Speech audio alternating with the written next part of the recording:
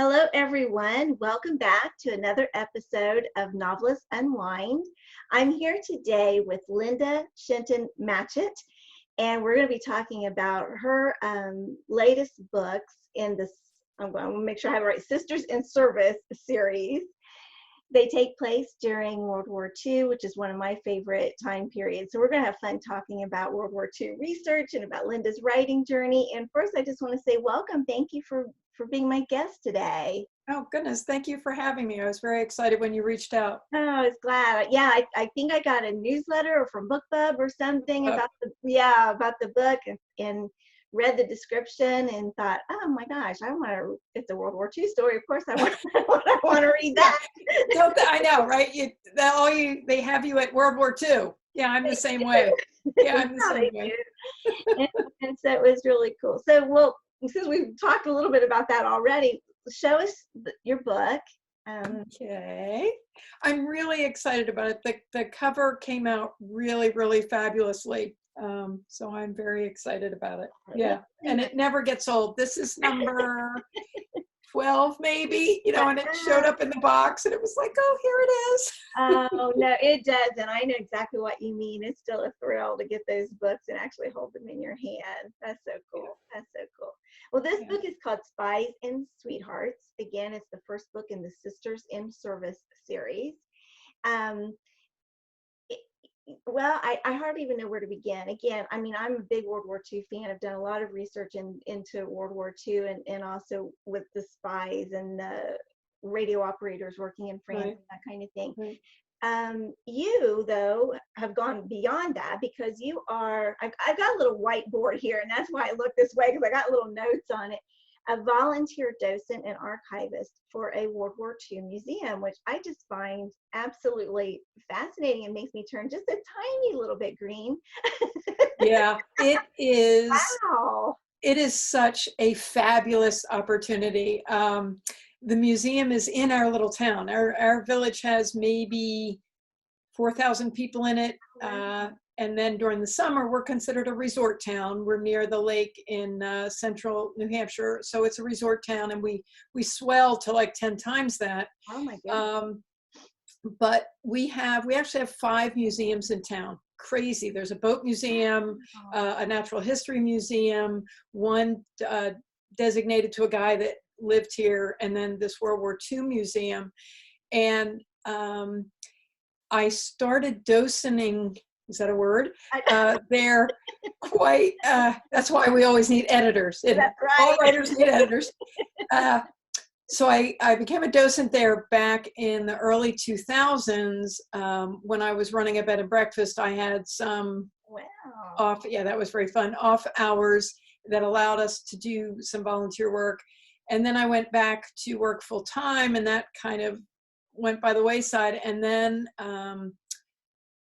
5 years ago, I changed jobs, and where I work, they're very much, community service is a huge thing. Mm-hmm. And so I actually get Monday afternoons off and do my archiving there in the afternoons. And then I docent on Saturdays during the season, although we just got an email that they are going to be late in opening, of course, because of everything that's going on. But I get to run my hands through just all kinds of stuff. It's all I can do to get it archived, because I it's like, oh, look, here's a thing, and then I'm like bonding with the artifact. It's like, no, Linda, get it in the computer.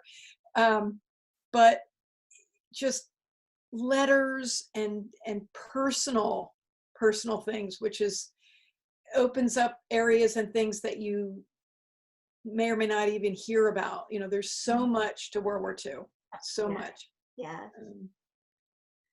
So yeah, we in fact recently, about 6 months ago, discovered that my husband's grandmother worked at a propeller factory in Texas. Yeah, during the war. He had never known that, but she did it during the war, and the war was over, and she came home and never said another word.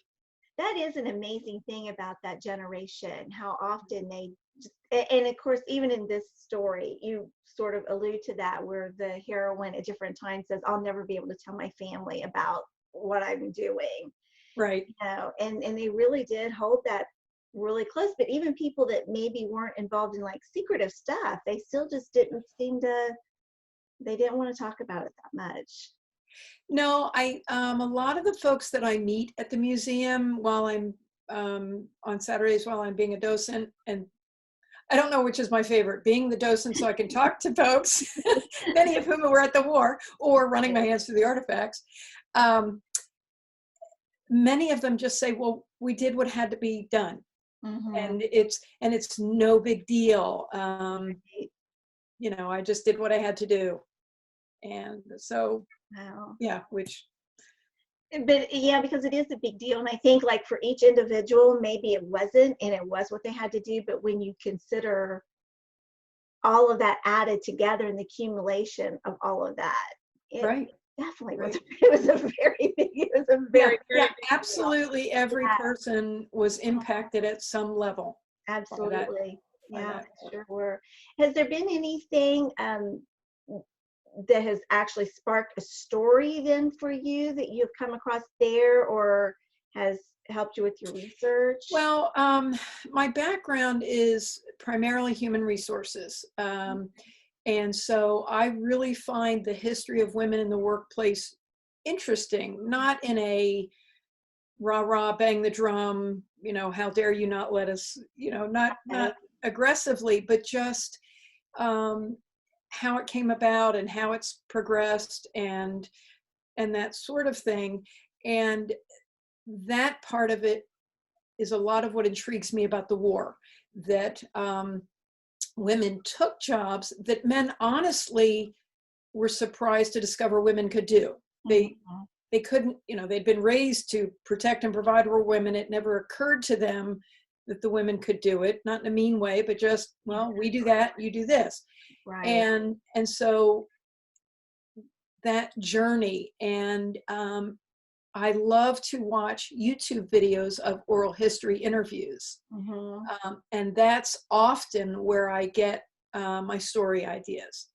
And I read tons of memoir and biography, like my Ruth Brown mystery series is about a war correspondent. And I got hooked into that after reading several of the biographies and autobiographies of like Margaret Bork White, Martha Gellhorn, and some of the women who were journalists. And so I actually saw several interviews by women who had been radio operators or other things with the OSS during the war. And so that's where this particular story came from, was again out of a YouTube video. Oh, that's really cool. And for those of you who may not know, the OSS, Office of Strategic Services, right, was the forerunner of the CIA. So that's kind of the history there. And we did have women go into France, parachute into France, and then serve as radio operators. And again, this isn't a spoiler. You make a point in your book that could be a really short-lived. Yes. Yeah, exactly. I mean, I don't want to say opportunity. I might say opportunity, and it's like, no, it wasn't an opportunity. But they knew going in that that they very well might not come out. Yeah. And yet they went in. I can't even remotely imagine that, and I really don't think I would have said yes. I'd like to think I would be really brave, but I have a feeling not really. Not really. Yeah. It does seem like just a scary thing, but they did it. They did it. There's some fascinating stories. I mean, you know, I've read a lot about that too, and it's just fascinating to read those accounts and those histories of what had happened. And yes, exactly. Yeah. Well, what's something okay, well, I'll go to this, your tagline. I love this. I read this in your bio. You like to write about ordinary people who did extraordinary things in days gone by. I just think that is such a wonderful tagline. So do you write historicals for times other than World War II, or are you pretty much immersed in that era? Great question. Actually, that is getting ready to change. I have one contemporary and one book that's set in 1910. That was as a result of visiting Arizona and learning about the Harvey girls. Oh, yes. So, you know, we go on vacation, I find something out, and okay, of course I have to research it. Of course. Yeah, my husband's like, wow, what a shock. We're going to go research something and go to a museum.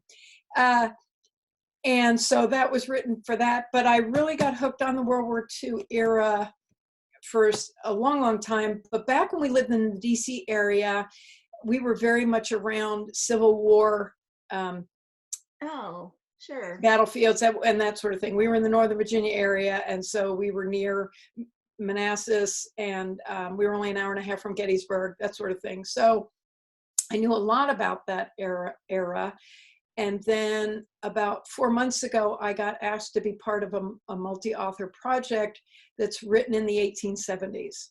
Oh, cool. So I'm just starting that book now, and many of the books I have planned for next year are actually going to be set in the 1800s. So I'm going to take a little bit of a hiatus because I will be back to World War II.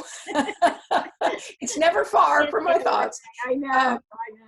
Yeah. I've got a ton of World War II books I haven't even read yet, and they're on my shelf. And I keep thinking, because other projects have come up. I mean, it's the same thing. It's like I want to get back to it, but other things come up, so I can't. Sure. And it's like I want to read them because I know there's stories in there that I want to write, and just don't even let myself, because I have to focus on other things right now. But right, exactly. So I'm doing a lot of research into the 1800s, which is fascinating because of just the difference in technology. I mean, it's 70 years prior to World War II and what they considered technology, and so. Yeah, that's true. A lot of changes in that right after the turn of the century. So your 1870s project, can you tell us anything about it? Is that set in the United States? And it is. It's a mail order bride series. It's already out. It's the Westward Home and Hearts mail order bride series. Elaine Manders is spearheading that, and she put the first book out, I think, in November-ish, something like that, and mine is coming out in August. But we've got an author every month putting out a book, and then I'm going to be part of. I've created a project that's going to be Gold Rush Gals. So it's women who were in any number of the gold rushes that happened in the U.S. Oh, how fascinating! That's very interesting. Yeah, again, there was a small percentage of women who actually worked their own claims. Wow, I did not know that. So that's okay. Well, that's really cool too. Well, tell me a little bit about your writing journey. I mean, like you said, your background's in human resources. You run a bed and breakfast. You do the museum stuff. But yeah, I look like I can't hold a job, don't I? No, I didn't feel like that. No, can't you do anything? No. Well, and I was hoping you would ask because I want to hear about your writing journey. I have to show you this, okay? Oh this, my gosh. Right? And it is from when I was a kid. Oh, my parents, when I was about, I don't know, my mom always says I was an active child. So I think that's code for you were always getting into trouble and we had to come up with a way to entertain you. They must have sensed something, and they gave me this pad when I was probably 7 or 8 years old and a package of pens and said, see if you can't fill it, write stories, amuse yourself.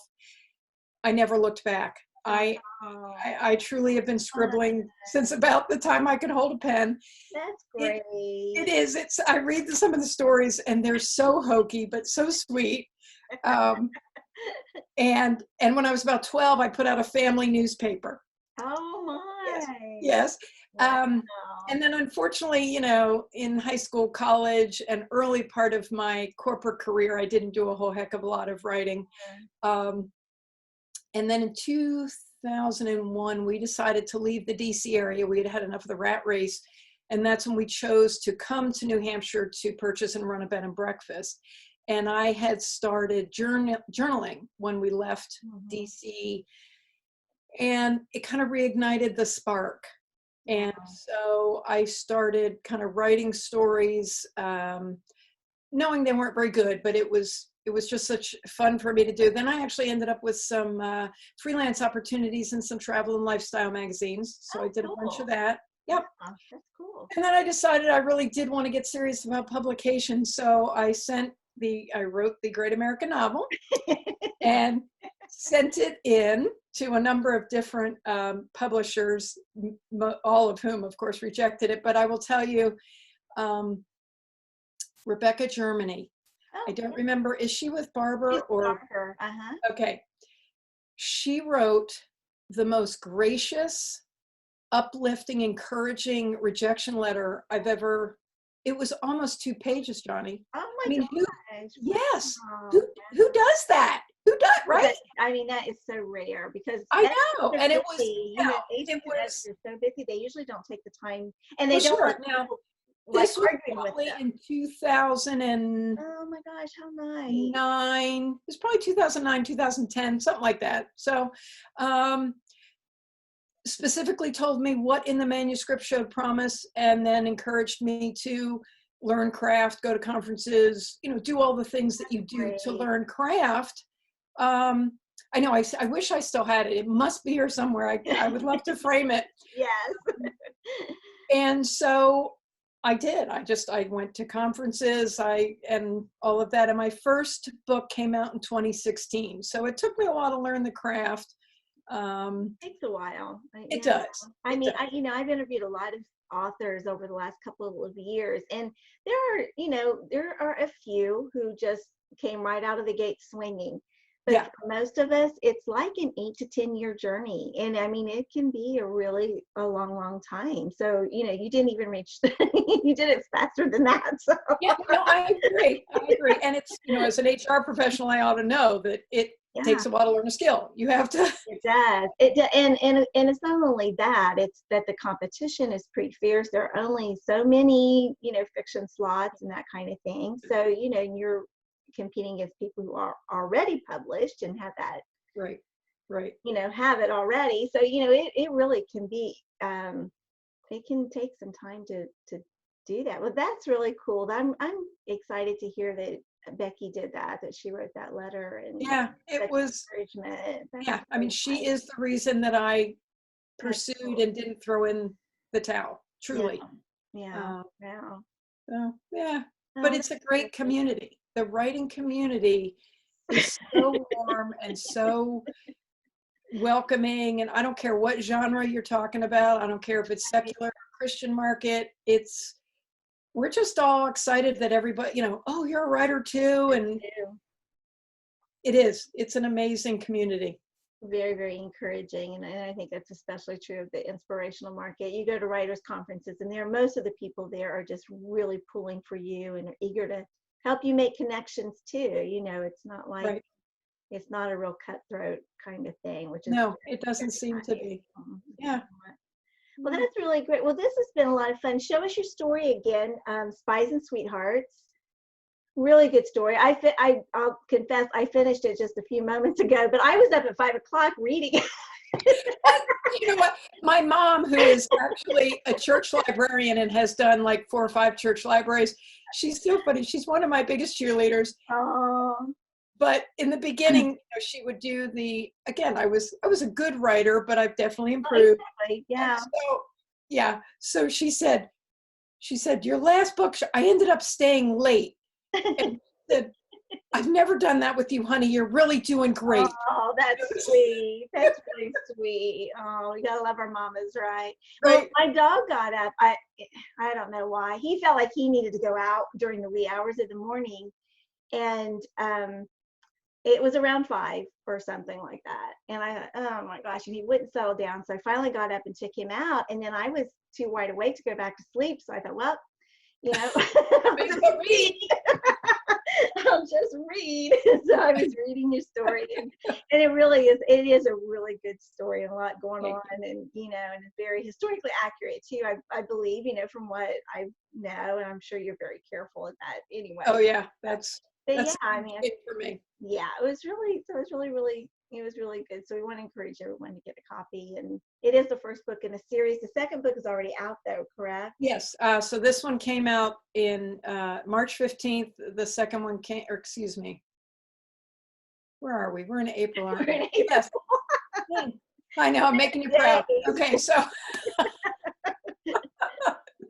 they're coming out April, May, and June on the 15th of each month. So yes, the second book is available for pre-order, and it'll be out the 15th. And then the last one that's now at the editor will be out on June 15th. Okay, so the next one is called The Mechanic and the MD. Yes. Do you have a title for the third one? Yes, The Widow and the War Correspondent. Okay, great. The Widow and the War Correspondent. So that's the Sisters in Service series. It's kind of hard to say, a little bit of a tongue twister. So go ahead. You can go ahead and get a copy of Sweethearts and Spies and Sweethearts. I want to say that correctly, Spies and Sweethearts, and pre-order the other two. So that's great. Linda, I have one last question I ask everybody that's my guest. When you're all done, you've hit the end, you've typed the end, the manuscript is finished, what do you do to unwind? Ooh, unwinding. Like, is that a thing? I know. You mean before or after I take care of the chores that have been put on hold? Yes. That's what a lot of people say, well, I got to clean house. I know. I know. Actually, I'm a huge reader. I mean, yes, I'm a writer, but I am a voracious reader. And so I will splurge and take a couple days, do no writing at all, and just bury myself in a book. Yeah, that's a really good answer. happy in a book.